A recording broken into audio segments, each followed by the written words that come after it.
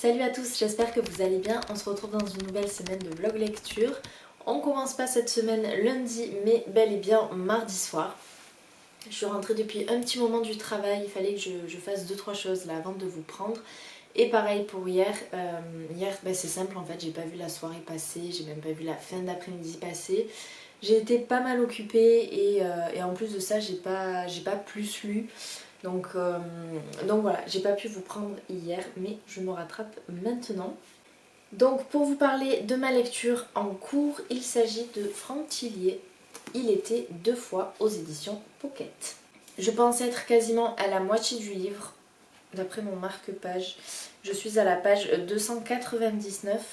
Je n'ose pas trop aller à la fin du livre parce qu'en fait je l'ai fait déjà une fois quand je vous l'ai présenté, mais il y a des écritures assez bizarres, une typographie assez bizarre et j'ai pas envie du tout de me spoiler et je crois que les pages ne sont même pas numérotées.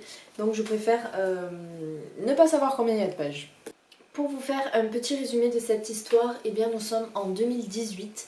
Nous allons suivre le lieutenant de gendarmerie Gabriel Moscato qui est à la recherche de sa fille Julie qui a 17 ans et qui a disparu depuis 2 mois. Ces recherches vont le mener jusque dans un hôtel de la ville donc de Sagas, là où ils habitent, c'est en Savoie. Et il va demander donc au gérant s'il peut vérifier les registres pour savoir un petit peu qui a été présent dans l'hôtel les semaines avant la disparition de sa fille. Il va les consulter dans sa chambre, il finit par s'endormir parce qu'il est exténué. Il va être réveillé en pleine nuit par une pluie d'oiseaux morts. Et pire que ça encore, lorsqu'il se réveille une deuxième fois, nous ne sommes plus en 2018 mais en 2020. 12 ans se sont écoulés. Il ne se rappelle absolument de rien de ces 12 dernières années de sa vie et sa fille n'a pas encore été retrouvée. Il décide donc de retourner dans la ville de Sagas pour retourner à la gendarmerie parce que pour lui il est persuadé en fait que c'est un jour comme un autre et qu'il va aller au travail. Sauf que là il se rend compte qu'il est absolument pas très bien accueilli par son ancienne équipe et encore moins par son ancien collègue Paul. Qui lui est encore en fonction donc dans la gendarmerie. Bien évidemment, gros point d'interrogation, qu'est-ce qui s'est passé durant ces 12 dernières années? Il ne sait pas pourquoi tout le monde le regarde bizarrement, pourquoi il n'est plus le bienvenu à Sagas. Et donc il va devoir enquêter, il va devoir interroger plusieurs personnes pour savoir qu'est-ce qui s'est passé durant ces 12 dernières années, comment a évolué l'enquête également sur la disparition de sa fille. Et il va tout faire pour essayer donc de reprendre cette enquête parce qu'apparemment il touchait du doigt, on va dire, une vérité. Il avait senti une piste en tout cas. Et malgré tout ce qui a pu se passer durant ces 12 dernières années, il va devoir faire équipe à nouveau avec Paul. Ce livre est donc la suite du manuscrit inachevé. Alors est-ce que c'est vraiment une suite? Ça je vous le dirai à la fin de ma lecture, comme si par exemple ce livre peut se lire indépendamment du manuscrit inachevé ou non. Au début, je ne voyais absolument pas le lien entre les deux histoires, mais là, je suis donc à la page 299. Il y a des petites références, il y a des petites choses où je me dis ah oui, en effet, on l'a vu dans l'histoire précédente, donc voilà, là, mais je suis encore loin, très loin du dénouement, très loin de me douter de ce qui va se passer. Enfin franchement je ne vois absolument rien venir. Pour le moment je pense que j'aime un peu moins ma lecture que le manuscrit inachevé, je suis un petit peu moins dans l'ambiance. Après est-ce que ça vient du fait que je n'ai pas réellement pu me poser, me plonger dedans correctement pendant plus d'1 heure? Est-ce que ça joue aussi? Peut-être. J'apprécie quand même. Je suis curieuse de connaître la vérité. Les pages se tournent quand même très facilement, hein. C'est quand même Franck Thillier. Il est en train de me faire des nœuds au cerveau comme c'est pas possible. Honnêtement, je sais même pas comment les deux histoires peuvent être liées, comment il va faire le lien, comment... Enfin, là je sais pas du tout, je pense que je vais arrêter de réfléchir et que je vais juste me laisser guider dans la lecture sans forcément essayer de faire des liens moi-même parce que je n'y arriverai sans doute pas. Je vous donnerai mon avis final quand je l'aurai terminé, donc vous voyez en fait il me reste genre ça à lire. Je pense que c'est jouable d'ici la fin de la semaine quand même, j'espère. Je sais qu'en ce moment j'ai un petit rythme de lecture Mais là autant je vais bien m'y mettre ce soir, je suis seule donc je vais tout faire en express, comme ça je serai tranquille ce soir pour avancer ma lecture. Voilà, c'est tout pour moi, en tout cas tout pour ce soir. En principe demain je vais aller chercher la deuxième partie de mes achats que j'avais fait sur Le Bon Coin il y a 15 jours pour vous. La semaine dernière je vous avais montré les premiers livres que j'avais reçus, enfin que j'étais allée chercher dans un point relais. Et là donc demain matin je vais essayer d'y aller. Je sais pas si j'aurai le temps de vous filmer demain, mais jeudi vu que c'est mon jour de repos, j'aurai en principe tout le temps de le faire. Il m'en reste 3 il me semble de livres à récupérer. Et voilà, un peu déçue parce que ma commande n'a pas été complète. Voilà. Il y a 2 vendeurs qui ne m'ont pas confirmé en fait mon achat, donc je n'ai pas eu de livre, mais c'est pas grave parce que je sais que dans la semaine je vais faire un tour chez les bouquinistes à Montpellier. Ça c'est mon petit rituel du mercredi et du samedi matin, vraiment sur l'esplanade. Alors le samedi ils sont beaucoup plus nombreux que le mercredi, mais c'est pas grave, c'est toujours agréable, même si on n'achète rien, de se balader, de retenir des titres, d'agrandir sa wishlist. Donc voilà, écoutez, je vais boire mon énorme tasse de thé parce qu'alors elle est énormissime et puis alors je l'ai très très bien remplie. Je vais un petit peu me poser et ensuite je me mettrai à lire une fois que j'aurai fait tout ce que j'ai à faire.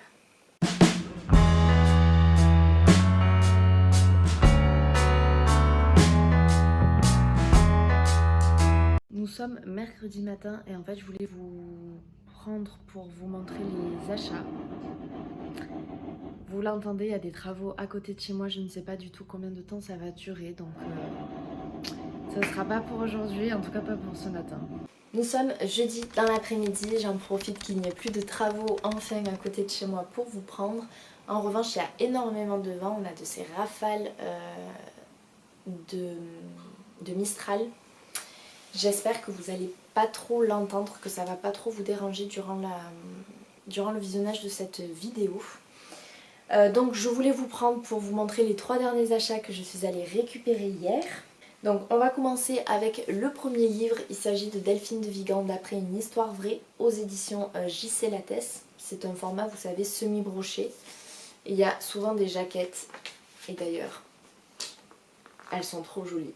J'adore quand on enlève la jaquette, j'adore le livre. Mais j'avoue je les laisse pour pas abîmer la couverture. Il n'y a pas réellement de résumé, il y a juste une phrase qui dit « Tu sais, parfois je me demande s'il n'y a pas quelqu'un qui prend possession de toi. » Voilà, gros suspense, ça me donne très envie de le découvrir. Parce que ça m'intrigue un peu, je me rappelle plus vraiment le résumé, je sais que je l'avais lu mais il y a quand même... il y a fort longtemps de ça on va dire. C'est un livre qui est sorti en 2015, il me semble, elle l'avait écrit après Rien ne s'oppose à la nuit. C'est ça, 2015. Delphine de Vigan, c'est une auteure que j'aime énormément. Je l'ai découvert pourtant que l'année dernière avec Jour sans fin, suivi de Rien ne s'oppose à la nuit et Les Gratitudes. Et honnêtement, tous ces livres me bouleversent à chaque fois, en tout cas les 3 que j'ai lus. Notamment quand même Rien ne s'oppose à la nuit qui reste un énorme coup de cœur. C'est un livre qui m'a vraiment séché quand je l'ai lu.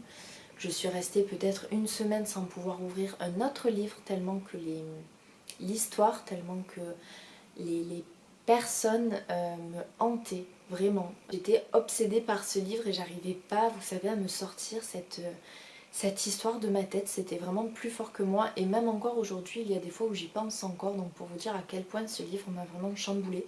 Je ne sais pas si ça sera le cas de ce livre-là, d'après une histoire vraie, mais je l'espère. En tout cas, j'espère que je prendrai du bon temps et qu'une fois de plus, je serai conquise par la plume de l'auteur. Ensuite, le deuxième livre, rien à voir, on part sur un classique de chez Classique. Il s'agit de Guy de Maupassant, Le Horla. C'est aux éditions Folio Classique avec la préface d'André Fermigier. C'est exactement la même édition que j'ai pour Une vie de Maupassant. Et je voulais absolument trouver celle-ci avec le tableau de Edvard Munch, je sais pas trop comment on dit, qui s'appelle Le Cri.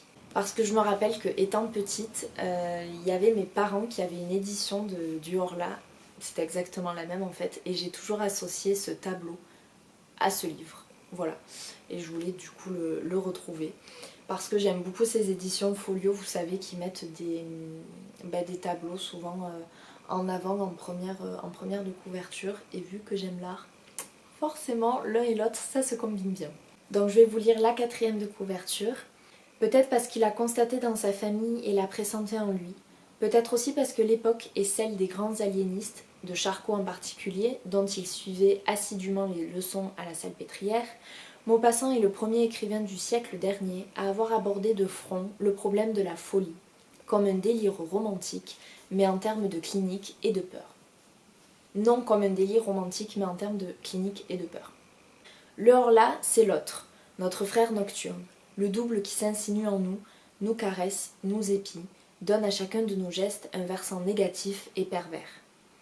Notre double, notre frère, mais aussi notre rival, l'extraterrestre dont la prochaine venue signifiera la fin du règne de l'homme. Le conte de la folie s'achève ainsi en cauchemar parapsychique et en roman d'anticipation.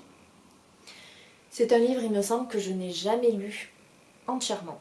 Je crois qu'on avait étudié au collège, pas sûr, des extraits. Et il me semble qu'avec la classe, on était allé voir un comédien qui jouait le Horla. Mais est-ce que c'était de A à Z? Je ne sais pas. En tout cas, voilà, je connais quelques brides quand même de l'histoire. Et vous savez que depuis janvier, j'essaie de lire un classique. Alors j'essaie un par mois, mais bon, ce mois-ci par exemple, au mois de mars, je n'ai pas lu de classique. J'essaie, ça sera pour le mois prochain. Alors lui comme un autre, hein, mais voilà, j'aime bien redécouvrir les classiques et j'ai tellement été conquise par Une vie de Maupassant que j'ai voulu aussi découvrir ce livre-là.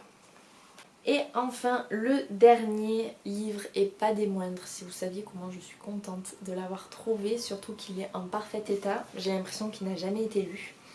Il s'agit de Amy Harmon, Ce que murmure le vent, aux éditions Charleston. J'aime beaucoup trop la couverture. Les dos aussi de Charleston sont plutôt sympas. Donc pour vous lire le résumé.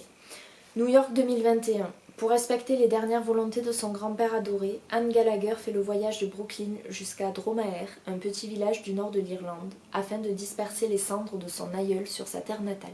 Avalée par le brouillard au milieu du lac, où elle lui fait ses derniers adieux, elle est victime d'une mystérieuse attaque. Quand Anne se réveille, elle est en 1921, dans le domaine de ses derniers ancêtres, où tout semble penser qu'elle est son arrière-grand-mère disparue lors de la sanglante insurrection de 1915. Perdue au cœur des heures les plus sombres de l'histoire irlandaise, alors que gronde déjà la guerre civile et le chaos, la jeune femme du XXIe siècle doit tout réapprendre. Déchirée entre son désir de retrouver la vie qui était la sienne et la folle liberté que lui offre ce nouveau départ, Anne réussira-t-elle à trouver sa place? Voilà, c'est un livre que l'on a beaucoup vu passer sur les réseaux sociaux parce qu'il faisait partie de la rentrée littéraire de septembre 2021. Et d'après ce que j'ai pu voir et lire, alors ça n'a pas été un coup de cœur à l'unanimité, mais ça a été quand même une très bonne lecture. Il y a également les avis des lectrices Charleston, donc en première page, qui sont plutôt conquises, qui parlent de coups de cœur aussi. Donc j'espère tout autant l'adorer. En tout cas, le résumé me donne très envie. C'est vrai que comme beaucoup de personnes l'ont déjà dit, ça fait un petit peu penser à Outlander, ce saut dans le temps. Bon là on est en Irlande et pas en Écosse. Mais voilà, c'est assez similaire. Après je sais que tout le reste de l'histoire, pas du tout déjà parce qu'on est à des époques tout à fait différentes. Je suis contente en tout cas qu'il rejoigne ma pile à lire. Il est vraiment dans un état irréprochable. Vraiment, vraiment contente parce que parfois on sait que certains vendeurs mettent état comme neuf et souvent on a des mauvaises surprises, mais là pour le coup c'est vraiment pas le cas. Donc je suis très contente, il fait environ 470 pages, c'est assez bien aéré à l'intérieur, je pense qu'il peut se lire vite. Et lui je pense qu'il ne fera pas long feu dans ma pile à lire. Voilà ce qu'il en était pour mes 3 derniers achats sur Le Bon Coin. Comme d'habitude, n'hésitez pas à me dire s'il y en a qui vous tentent, si vous connaissez ces auteurs, si vous en avez lu d'autres livres aussi de ces auteurs-là. C'est toujours sympa de pouvoir échanger, s'échanger nos lectures, nos coups de cœur. Ça fait toujours plaisir et ça nous fait toujours découvrir des nouveautés. J'en profite également pour vous faire un petit update lecture. Concernant donc mes 2 lectures en cours, que ce soit Bernard Werber, La prophétie des abeilles, donc que j'écoute en audio, je pense le terminer aujourd'hui, je suis à la page 480, en fait il me reste 100 pages, pile poil 100 pages. Je pense le finir aujourd'hui parce que là j'ai un petit peu de ménage à faire, il faut que je prépare à manger, tout ça, donc je pense que je vais me le mettre. Et le terminer, en fait c'était une lecture que j'aurais aimé finir au mois de mars, elle va quand même durer un mois il me semble. C'était un petit peu, ça a été un peu long. Voilà, donc je vous en parlerai, j'espère le finir vraiment aujourd'hui. Tout comme j'espère finir Franck Tillier, Il était 2 fois. Parce que là aussi, il me reste moins de 100 pages. Donc je m'y mettrai peut-être dans la soirée et je vous donnerai mon avis final d'ici demain. Nous sommes samedi matin, je vous prends en vitesse pour vous parler enfin de la lecture que j'ai terminée jeudi soir, donc Franck Tillier, Il était 2 fois. Comme je vous l'ai dit déjà et comme vous le savez peut-être, Il était 2 fois et la suite du manuscrit inachevé. Ils sont présentés tous les deux comme des one-shots, mais honnêtement, je vous conseillerais de lire le manuscrit inachevé avant parce que dans ce livre-là, on nous donne des clés de compréhension, notamment sur la fin du manuscrit inachevé. On revient sur certains protagonistes de l'histoire et donc c'est creusé. Et je pense que vous pouvez passer à côté de la lecture où vous aurez peut-être un petit peu de mal à tout comprendre. Donc voilà, je vous conseille juste de lire le premier livre avant. Alors certes, ce sont 2 histoires totalement différentes, des personnages aussi totalement différents à l'exception de 1 ou 2. Mais c'est clair que ça vous spoil, ça vous spoilerait le manuscrit inachevé. Et ce serait quand même un petit peu dommage. C'est une lecture que j'ai bien aimée, donc on y retrouve tous les codes du thriller, je vais pas m'attarder dessus, voilà c'est dynamique, il y a des rebondissements, il y a de l'action, on s'ennuie pas, du suspense, des cliffhangers, bref, les chapitres sont courts donc ça dynamise forcément notre lecture aussi. Sur ça, voilà c'est du Franck Tillier donc je pense que sa réputation n'est plus à faire. L'auteur a pris un malin plaisir à nous faire des nœuds au cerveau. Vraiment, j'avais le cerveau en ébullition à la fin de ma lecture. C'est très frustrant parce que, tout comme dans le manuscrit inachevé, vous avez des énigmes à résoudre et le pire c'est quand l'auteur vous prévient à un moment donné de votre lecture et j'avoue que moi je suis pas très bonne pour résoudre les énigmes. Donc dites-vous que je suis quand même allée chercher sur internet l'explication de la fin, le spoil sur cette fameuse énigme, qui ne m'a pas apaisée, on va dire, dans la fin de ma lecture. Au contraire, ça m'a créé encore plus de frustration et de questionnement. Est-ce qu'il y aura un 3e livre ou pas? J'aimerais bien, parce qu'honnêtement, là, j'ai des questions qui restent quand même en suspens. Et c'est vrai que quand j'avais lu le manuscrit inachevé, bon je vous avais dit que la fin m'avait déçue et compagnie, mais j'étais frustrée, mais je savais qu'il y avait le 2e. Là, je finis ce livre-là, je ne sais même pas s'il y en aura un 3e ou si, voilà, c'est bon, il a pour lui, Franck Tillier, tout est clair, il a donné les clés pour résoudre les énigmes et compagnie, mais genre, moi ça me suffit pas, ça me suffit pas du tout. Donc n'hésitez pas à me dire si vous l'avez lu, ce que vous en avez pensé, si on pense pareil aussi par rapport à la fin, si on est d'accord, parce que j'ai lu tellement de théories sur internet, de lecteurs qui ont décortiqué le livre et franchement chapeau à eux parce que je pense qu'ils l'ont lu plusieurs fois. Si j'avais le temps je le lirais une seconde fois avec mon idée en tête pour voir si ça peut coller ou pas. Mais franchement, je vous jure, c'est une lecture, j'ai repensé toute ma soirée, je me suis dit est-ce que c'est possible, est-ce que c'est pas possible à lire sur internet, vraiment à quel point cette lecture m'a...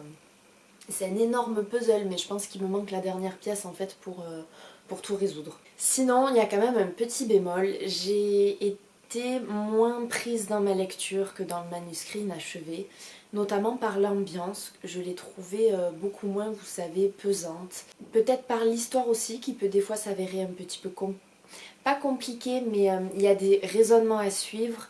Il y a un thème quand même qui est abordé et qui, sans vous spoiler, j'ai pas trouvé parfois les explications des personnages si limpides que ça. mais en soi ça reste quand même une bonne lecture, il n'y a rien à dire. Mais c'est vrai que j'ai trouvé que ma lecture était peut-être un petit peu moins addictive que dans le manuscrit inachevé. Je me suis peut-être moins attachée au personnage. Il y a quelque chose qui m'a un petit peu dérangée dans ma lecture, mais je saurais pas vous dire quoi. Ça a été un très bon moment, mais malgré tous les nœuds au cerveau, eh bien je pense que ce sera quand même pas une lecture qui va me marquer. Voilà, je pense que j'ai quand même préféré le manuscrit inachevé. Je vais pas dire de loin, mais je me rappelle que j'étais vraiment dans cette ambiance-là. Vous savez, un petit peu le souffle coupé, vraiment l'envie de savoir.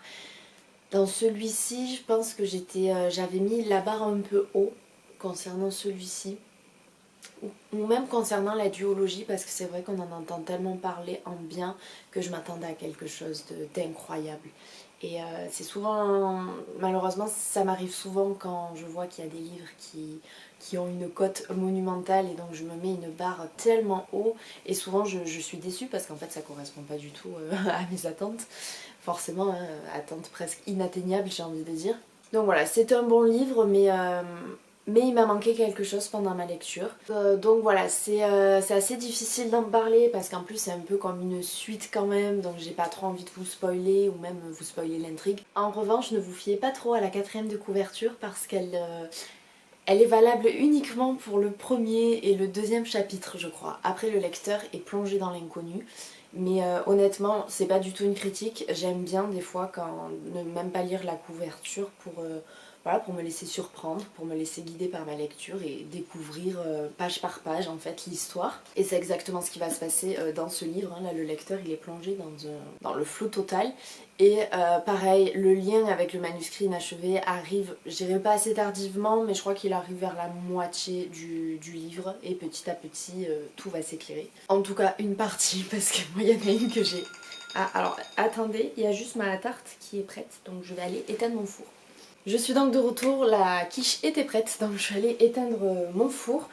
Donc voilà pour Franck Tillier, je pense que vous avez à peu près compris mon avis, j'espère que j'ai été assez claire, c'est un très bon thriller, c'est indéniable, mais il m'a manqué quelque chose à ma lecture, j'ai pas été complètement dedans. Est-ce que c'est aussi le fait que j'ai un petit peu espacé cette lecture et finalement c'est peut-être un livre qu'il vous faut lire assez rapidement parce qu'il y a énormément d'éléments, il y a énormément de détails et c'est vrai que durant notre lecture, le lecteur veut résoudre l'enquête, veut résoudre les énigmes, veut tout comprendre. Je sais pas. Alors le manuscrit inachevé était encore assez frais dans ma mémoire. J'aurais pas pu attendre un mois ou deux de plus. Mais ouais, est-ce que ça vient du fait que j'ai un petit peu trop espacé cette lecture-là? Je ne sais pas. Dans tous les cas, ça reste quand même un bon thriller, vous passez un bon moment. Je n'ai pas frissonné comme je l'espérais, mais dans tous les cas, voilà, ça fonctionne quand même.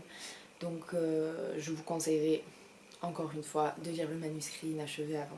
Donc voilà pour ce qui était donc de ma lecture que j'ai terminée jeudi soir. Je vous parlerai de Bernard Werber que j'ai également fini jeudi. Alors c'était mon livre audio, je vous en parlerai plutôt demain parce que là j'avoue que donc, je n'ai pas vraiment le temps, il faut que j'aille manger et que je parte au travail. Est-ce que je vous présente ma nouvelle lecture ou pas? Écoutez, oui. J'ai longuement hésité en fait entre le Chant d'Achille de Madeline Miller ou le Clarisse Sabar, La femme au manteau violet. J'avais envie de lire les deux à la fois, mais je suis plutôt une lectrice qui lit un livre par livre. Voilà, sinon je m'éparpille trop, ça va pas du tout. Et j'ai choisi le Clarisse Sabar, La femme au manteau violet, voilà, que j'ai reçu. Donc c'est un achat du Bon Coin, je vous ai présenté dans le vlog précédent. Je savais qu'il allait pas rester dans ma palle très très longtemps. Honnêtement, j'espérais quand même quelques semaines de plus, mais j'ai pas pu résister. Donc je l'ai à peine commencé, je vous en parlerai mieux également demain. Sur ce, je vais aller manger et finir de me préparer pour partir au travail. Il fait actuellement très froid. Depuis à peu près hier, j'ai vu qu'il neigeait dans quasiment toute la France. On est au mois d'avril, ça paraît incroyable. Nous ça va pas être le cas, il va pas neiger et honnêtement tant mieux parce que alors, dès qu'il fait un flocon dans le sud de la France, tout le monde s'alerte, tout le monde est paniqué parce qu'en fait on n'est pas du tout équipé pour ça. Donc voilà, je vais croiser les doigts pour qu'il ne neige pas, bien que j'aime bien la neige, hein, mais c'est vrai que pour nous c'est presque la fin du monde à chaque fois quand il neige. Bref, voilà, sur ce je vous laisse et je vous dis à demain. Nous sommes dimanche matin, je viens clôturer ce vlog un petit peu tôt étant donné qu'ensuite je passe l'après-midi avec ma soeur, mon beau-frère, on va aller manger au marché du Lez et passer une bonne partie de l'après-midi. Donc comme convenu, je voulais vous parler donc, de Bernard Werber, La prophétie des abeilles. C'est un livre audio que je l'ai écouté en livre audio. C'est un livre donc, qui a été publié chez Albin Michel en 2021. Il fait 581 pages. Et ça m'a pris un bon mois pour l'écouter. Il y a environ, je crois, 14 heures d'audio. Mais honnêtement, ça a été une très belle découverte parce qu'il s'agit en réalité du premier livre de cet auteur que je lis. Pour vous faire un court résumé, parce que je m'étais déjà attardée pas mal dessus dans le vlog précédent, nous allons suivre René Toledano qui est un professeur d'histoire et qui a également des compétences en hypnose. Il arrive en fait à faire des hypnoses régressives et à faire des bonds dans le passé pour aller voir ses vies antérieures. Mais pour la première fois, il va faire la chose en sens inverse, c'est-à-dire qu'il va aller voir le futur. Un futur qui va être catastrophique. En 2053, c'est la Troisième Guerre mondiale, appelée la guerre de la faim. Avec son saut dans le temps, il a considérablement modifié le futur et lui seul est capable de pouvoir remédier à ça, de réparer ses erreurs pour éviter cette guerre-là. C'est accompagné de deux de ses amis, notamment son mentor qui est Alexandre, un professeur et directeur de la Sorbonne, et la fille d'Alexandre, Mélissa, qui est elle aussi professeure d'histoire, il me semble. Ils vont tous les trois mener une quête pour retrouver un fameux codex qui s'appelle La prophétie des abeilles. C'est une prophétie qui a été écrite en 1120 par un chevalier croisé qui s'appelle Salvin de Bienne et qui aurait donc écrit tout plein de prophéties concernant le futur.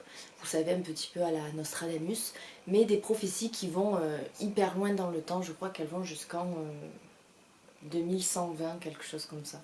Donc grâce à l'hypnose et aux techniques donc, de régression, Alexandre et René vont pouvoir mener leur quête à bien et voyager donc, dans le temps, dans leur vie antérieure. Déjà, ils vont voir qu'ils ont des vies antérieures qui sont extrêmement liées à ce fameux codex.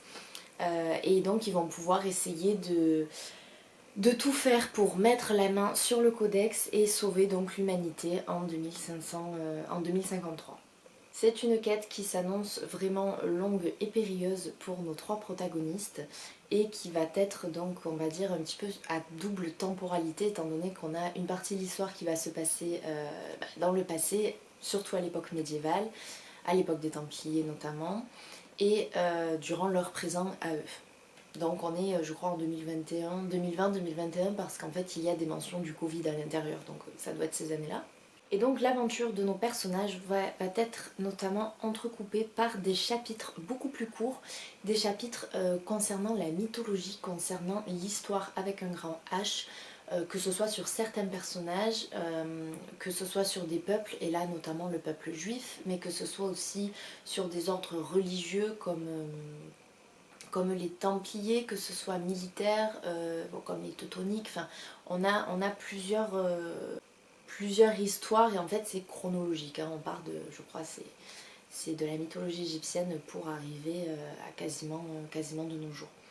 Et j'ai trouvé ça super intéressant parce qu'en fait ce livre est à la fois divertissant de par son enquête, si on peut appeler ça comme ça, et c'est à la fois un livre aussi, je dis pas que on peut s'instruire à travers ce livre, mais on apprend du coup beaucoup de choses avec ces petits chapitres courts qui s'intitulent Memnos et donc qui nous racontent tout un tas de faits historiques ou mythologiques. Sur des personnes connues, on va avoir des Alexandre le Grand, des Toutankhamon, des Moïse, des rois David, on va avoir sur le temple Salomon, sur le peuple juif, sur leur exode, enfin, franchement c'est super intéressant. Et même si vous ne connaissez pas, si vous n'êtes pas un très grand amateur d'histoire, que vous ne connaissez pas grand chose, honnêtement vous vous sentez pas ridicule. En fait c'est très bien expliqué, c'est très bien vulgarisé et je trouve que ça apporte vraiment un petit plus à l'histoire. Vous savez que bon, moi j'adore l'histoire donc forcément c'est un livre qui m'a quand même pas mal conquis. C'est un récit d'aventure, de quête, de voyage parce que nos personnages vont être amenés à bouger pour retrouver ce livre, cette prophétie-là. C'est également un livre dans lequel les abeilles qui ont un grand rôle à jouer étant donné qu'elles sont quand même présentées comme les sauveuses de l'humanité.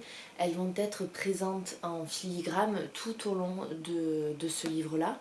Et quand même c'est un livre qui amène à réfléchir parce que l'auteur nous amène à prendre conscience, à redécouvrir on va dire le passé, les erreurs qui ont été commises pour éviter peut-être de les refaire dans le futur, pour peut-être mieux appréhender le futur, le changer, parce qu'on sait que quand même on a besoin des abeilles pour notre survie, forcément, et je pense que ceux qui y racontent cette projection de la guerre en 2053, je dis pas que c'est quelque chose qui peut arriver loin de là, mais sans abeilles, on sait que la vie peut être difficile sur Terre et qu'il y aura forcément des répercussions. Donc c'est vrai qu'avec du recul, ce livre, je me dis wow, ça peut faire peur forcément, en plus avec le contexte en ce moment actuel. C'est vrai que nous parler de Troisième Guerre mondiale dans ce livre-là, de guerre de faim, de pénurie, tout ça, c'est pas forcément ce qu'il y a de plus joyeux en ce moment. Outrepasser cette histoire-là, c'est vrai que c'est quand même un livre qui amène vraiment le lecteur, je pense, à réfléchir. Il aborde certaines thématiques comme le climat, les frelons asiatiques, la disparition des abeilles, donc forcément ouais, ça mène à réfléchir. On peut pas être insensible à cette lecture et à se dire ah ouais c'était que de la fiction. Non, parce qu'à travers cette fiction là, il y a quand même une part de réalité. C'est une histoire qui est tout de même très bien menée, j'ai beaucoup aimé cette lecture. Après c'est pas un coup de cœur parce que j'ai quand même trouvé qu'à la fin il y avait quelques longueurs, l'auteur aurait pu s'éviter peut-être quelques pages, voilà. Il y avait des petites longueurs, des répétitions, ça tournait un petit peu en rond et c'est dommage parce que j'ai trouvé que ça cassait un petit peu le rythme de l'histoire. Mais ça a été une très belle découverte, en quelques mots, et bien c'est...